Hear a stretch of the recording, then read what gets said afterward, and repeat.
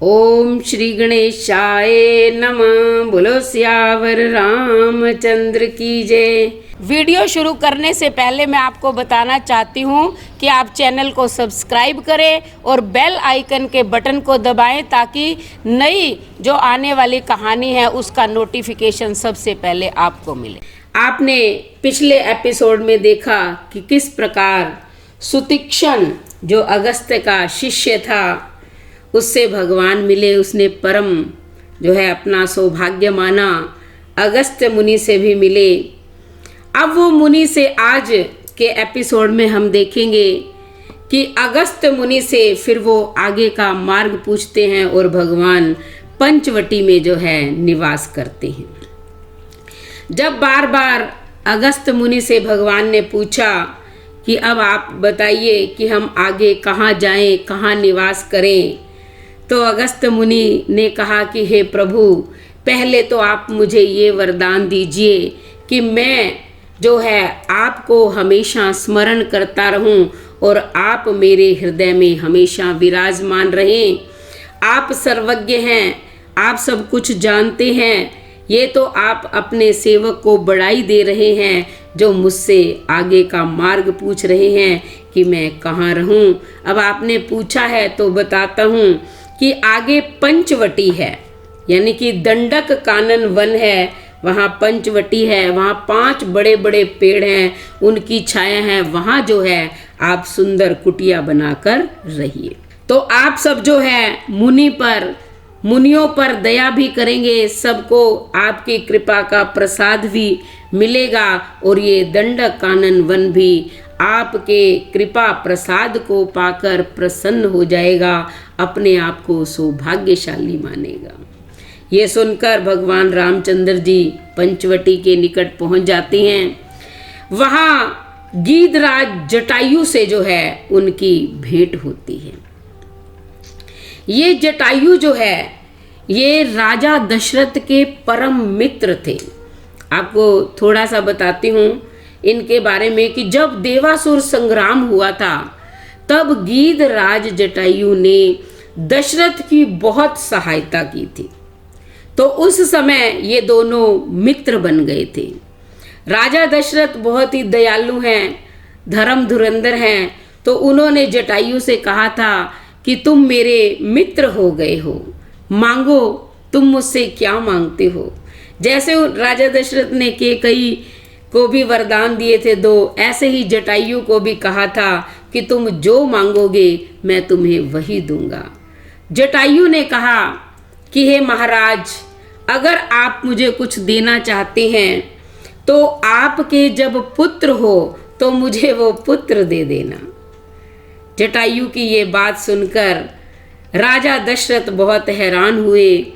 उन्होंने कहा कि मेरे पुत्र तो नहीं है, लेकिन हो सकता है तुम्हारे भाग्य से ही पुत्र हो जाए। अगर मेरे पुत्र हुआ तो मैं तुम्हें अपना पुत्र दे दूंगा। और ऐसे कहकर जटायु चला गया था। उधर युद्ध खत्म हो गया, दशरथ जी भी अयोध्या में आ गए। जब भगवान राम का जन्म हुआ तब जो है जटायु को पता चला कि राजा दशरथ के 4 पुत्र हुए हैं। तब वो दशरथ के पास जाते हैं और कहते हैं कि हे राजन, आपने मुझे कहा था कि मैं अपना पुत्र दूंगा, तो आप सबसे बड़ा पुत्र जो है राम, वो मुझे दे दीजिए। दशरथ, आपको पता है, सत्य प्रतिज्ञा करने वाले हैं। ये रघुवंशियों की आन बान प्रतिज्ञा का मामला था। उन्होंने कहा ठीक है, ये मेरा बड़ा पुत्र है राम, तुम इसे ले जाओ। लेकिन राम तो भगवान नारायण का अवतार हैं। गीधराज जटायु ने बहुत कोशिश की राम को उठाने की, लेकिन राम इतने भारी हो गए कि उनसे नहीं उठे।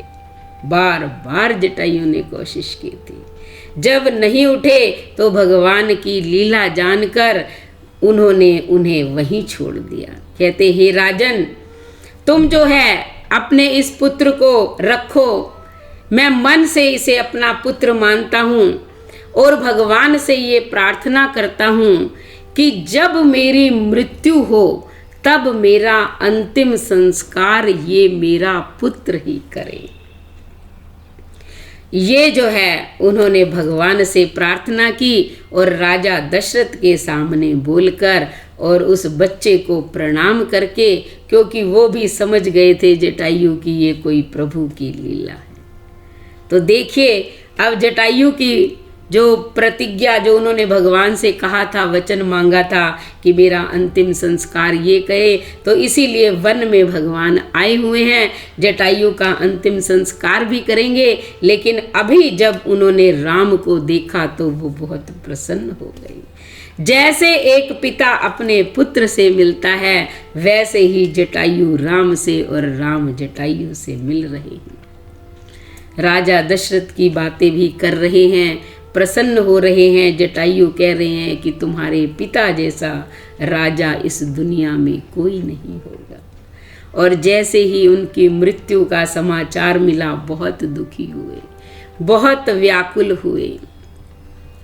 अब जटायु से मिलकर आगे अपनी परन कुटी में जो है आ जाते हैं। सुंदर सीता जो है बहुत सुंदर कुटिया का निर्माण करती है। लक्ष्मण जी भी सहायता करते हैं। दोनों देवर भाभी मिलकर जो है अच्छी सी कुटिया बना लेते हैं और वहीं निवास करते हैं। एक बार भगवान राम बैठे हुए हैं तो लक्ष्मण जी उनसे पूछते हैं कि हे प्रभु, आप ये बताइए कि ये ब्रह्म, जीव, माया ये क्या है? मैं तो इसको समझ ही नहीं पाता हूँ। और आप ये भी बताइए कि ऐसा हम क्या करें जिससे आपके चरणों में अनुराग हो।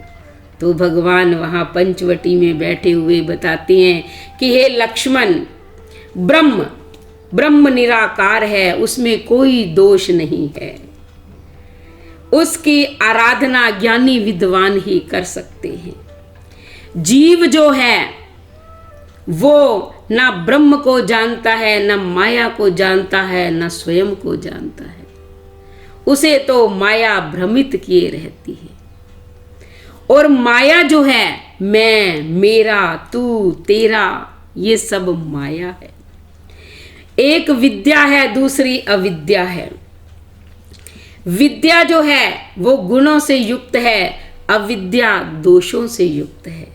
ज्ञान, अज्ञान, जहाँ ज्ञान है वहाँ परमात्मा में प्रेम है, जहाँ अज्ञान है वहाँ व्यक्ति में दोष ही दोष है। वो प्रभु के गुणों का गान नहीं करते। कहते इसलिए जो ईश्वर है वो इस माया से बहुत परे है। ईश्वर, जीव और माया, ये तीनों का चक्र चलता रहता है। जो जीव परमात्मा का स्मरण करके इस माया के पर्दे को अपने हृदय से हटा देते हैं, वो उस ब्रह्म में लीन हो जाते हैं। कहते हैं इसलिए जो भगवान में भक्ति करते हैं, हे लक्ष्मण, जो मेरी भक्ति करता है वो तो परम आनंद को प्राप्त करता है। वह सबसे प्रेम करता है। जो मेरा भक्त है वो तो मेरे गुणों को गान करते करते रोमांचित हो जाता है, पुलकित हो जाता है। जिसकी वाणी गदगद हो जाए मेरी कथा सुनकर, गुणों का गान करके, जिसके नेत्रों से जल की धारा बहने लग जाए, कहते हैं कि मैं हमेशा उसके वश में रहता हूँ। जो निष्काम भाव से मेरा भजन करते हैं और जिनके हृदय के अंदर हमेशा प्रेम ही प्रेम होता है, कोई छल कपट नहीं होता, तो कहते हैं कि मैं सदा उनके हृदय में विश्राम करता हूँ। तो ये भक्ति योग की बातें सुनकर लक्ष्मण बहुत प्रसन्न हुए, भगवान राम के चरणों में शीश झुकाए। अब आपको रावण की बहन की कथा सुनाते हैं। रावण की एक बड़ी बहन है शूर्पणखा, बहुत ही दुष्ट है। वो सारी सृष्टि में भ्रमण करती हुई घूमती रहती है तीनों लोकों में। जहां उसे कोई सुंदर दिख जाता है उससे विवाह कर लेती है। ये लंका के अंदर राक्षसी वृत्तियां बहुत ज्यादा थी। वहां की नारियां दुष्टा थी। वो कोई एक पति से प्रेम नहीं करती थी, बहुत सारे पति होते थे। आज एक से विवाह कर लिया, फिर संबंध विच्छेद हो गया, दूसरे से कर लिया, उसको छोड़ दिया, तीसरे से कर लिया, उनका बस यही काम था। अब शूर्पणखा तो रावण की बहन है। रावण आपको पता है तो वो प्रकांड विद्वान, लेकिन राक्षसी वृत्तियों का भी सबसे उच्च स्थान उसने पा रखा है। ब्राह्मणों को मारना, यज्ञों का विध्वंस करना, पशुओं की हत्या करना, ये उसका काम है।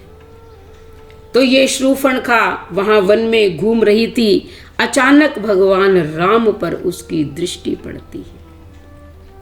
वो देखती है कि ये बहुत सुंदर राजकुमार है, मुझे इससे विवाह कर लेना चाहिए। जाती है और राम को कहती है कि देखो, इस संसार के अंदर तुम्हारे समान तो कोई सुंदर पुरुष नहीं है और मेरे समान कोई सुंदर नारी नहीं है। देखो विधाता ने कितनी सुंदर जोड़ी हम दोनों की बनाई है। इसलिए मैंने पूरी सृष्टि को छान मारा, मुझे तुम्हारे जैसा सुंदर युवक कोई नहीं मिला। मैंने आज तक विवाह नहीं किया, तो अब जो है मेरा मन आप पर मोहित हो गया है, आप मुझसे विवाह कर लीजिए। जब उसने बार बार आग्रह किया तो राम ने सीता की तरफ इशारा करते हुए कहा कि हे देवी, मैं तो पहले से ही शादीशुदा हूँ, ये मेरी पत्नी है और हम रघुवंशियों में कोई दूसरा विवाह नहीं कर सकता जब तक कोई बहुत ही ज़रूरी कार्य ना हो। और मैंने तो बचपन से ये प्रतिज्ञा कर रखी है कि मैं मर्यादा का पालन करूँगा, केवल एक ही पत्नी को रखूँगा। इसलिए हे देवी, मैं सीता के सिवा किसी भी नारी की कल्पना स्वप्न में भी नहीं कर सकता।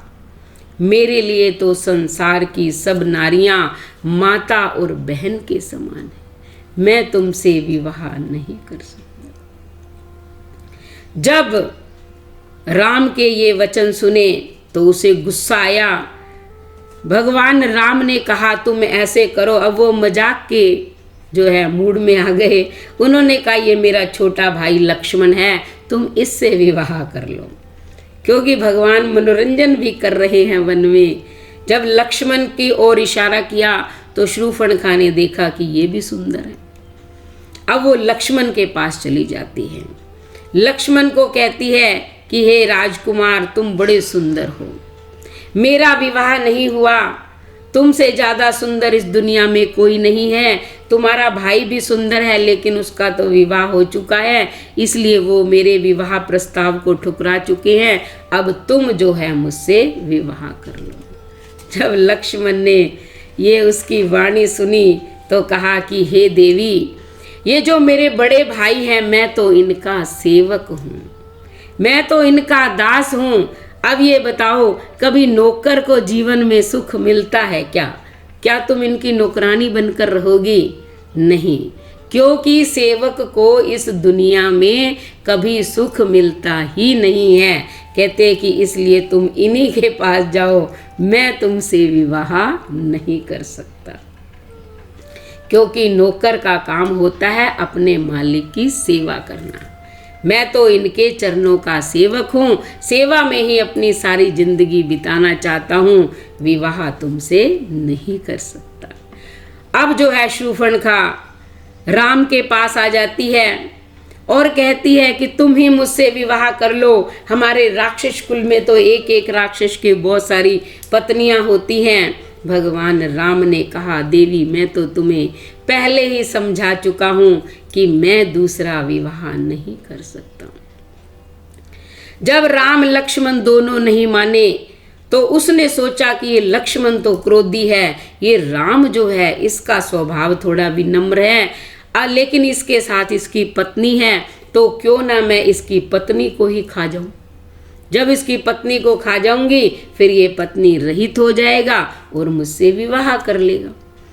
अब उसने बहुत भयंकर रूप धारण कर लिया और जैसे ही वो सीता को खाने के लिए दौड़ी, भगवान राम ने तुरंत लक्ष्मण को इशारा किया, कहा कि तुम इसको मारो मत, इसके नाक और कान काट दो। पहले नाक काटो फिर कान काट दो। तो लक्ष्मण ने तुरंत एक ही वाण से नाक और कान काट दिए। भगवान राम ने नाक कान इसलिए कटवाए मानो वो रावण को चुनौती दे रहे हैं युद्ध के लिए, वरना तो रावण वहां आता नहीं आता। अब ये बहन जाकर बताएगी तो रावण जरूर युद्ध करने के लिए आएगा। जैसे ही शूर्पणखा के नाक कान कटते हैं वो व्याकुल हो जाती है। वहीं पास में ही जो है खरदूषण रहते हैं, उसके भाई, वो भी रावण की तरह ही बलवान है, ताकतवर है, बुद्धिमान है। वो तुरंत दौड़ी दौड़ी उनके पास पहुंचती है और कहती है कि अरे भाइयों, मेरी जो नाक कान है वो काट दिए हैं, 2 राजकुमार वन में आए हुए हैं, तुम जाओ उनको पकड़ लो, उनके साथ एक सुंदर नारी भी है। जैसे ही खरदूषण ने सुना वो व्याकुल हो गए। उन्होंने बहुत भारी अपनी सेना सजा ली। उनके पास 14 सहस्त्र सेना थी। खूब दल बल के साथ तुरंत अपनी बहन का कहना मानकर चल पड़े कि चलो, हमारी बहन के नाक कान जिसने काटे हैं, आज हम उनको जिंदा नहीं छोड़ेंगे। जब आकाश में धूल उड़ती देखी तो भगवान राम ने कहा कि कोई आ रहा है, इसलिए हे लक्ष्मण, तुम सीता को लेकर कुटिया के अंदर प्रवेश करो, तब तक मैं इनका संहार करता हूँ, क्योंकि अब समय आ गया है इस धरती को दुष्टों से मुक्त करने का। तो लक्ष्मण जी सीता को लेकर अंदर जाते हैं। उधर राक्षस आ रहे हैं, दौड़ रहे हैं, भाग रहे हैं, कह रहे हैं कि पकड़ो पकड़ो, इन राजकुमारों को पकड़ो, इनको मार डालो, इनको खत्म कर दो। लेकिन जैसे ही उनके पास आते हैं वो उस पर मोहित हो जाते हैं, राम पर। आपस में कह रहे हैं खरदूषण की, अरे भाई, हमने बहुत सारे दुष्टों को मारा है, यानी कि मनुष्य को वो दुष्ट ही बोलते हैं। कहते इतने मनुष्यों को मारा, ऋषि मुनियों को मारा, लेकिन इतना सुंदर रूप हमने कभी नहीं देखा। ये कितने सुंदर रूप वाले जो है राजकुमार है, क्या ये मारने के योग्य है? इनको नहीं मारना चाहिए। ये तो बहुत सुंदर है, लेकिन क्या करें, इन्होंने हमारी बहन को कुरूप कर दिया है, उसके नाक कान काट दिए हैं, इसलिए इनको मारना भी बहुत जरूरी है कि अगर नहीं मारेंगे तो भाई रावण जो है परेशान हो जाएगा। वो कहेगा कि तुम्हारे होते हुए बहन के नाक कान कट गए, इसलिए मारना जरूरी है। वो अपने दूतों को भेजते हैं राम के पास, कहते हैं कि ऐसे करो, तुम जाकर राम से बोलो कि तुम मारने के योग्य नहीं हो, तुम्हारी जो सुंदर पत्नी है वो हमें दे दो। हम उसको ले जाकर जब रावण को दे देंगे तो रावण खुश हो जाएगा और तुम्हारी मृत्यु भी नहीं होगी, नहीं तो तुम मारे जाओगे। अब दूत जो है भगवान राम को आकर कहते हैं कि देखो, तुम अपनी नारी जो तुमने छिपा रखी है वो दे दो। तुमने अपराध तो किया है, तुम्हारे छोटे भाई ने हमारी बहन के नाक कान काटे हैं, लेकिन फिर भी हम तुम्हें जीवित छोड़ देते हैं, पर तुम अपनी पत्नी को हमें दे दो। भगवान राम ने मंद मंद मुस्कुराते हुए कहा कि हम क्षत्रिय हैं, हम तो शिकार करते हैं और तुम जैसे पशुओं को ढूंढते रहते हैं। हम बलवान शत्रु को देखकर डरते नहीं हैं, अगर काल भी हमारे सामने आ जाए तब हम उसको भी मार देते हैं। कहते हैं कि हम मनुष्य हैं, लेकिन हम दैत्य कुल का नाश करने के लिए ही इस धरती पर आए हुए हैं, इसलिए तुम हमसे युद्ध करो।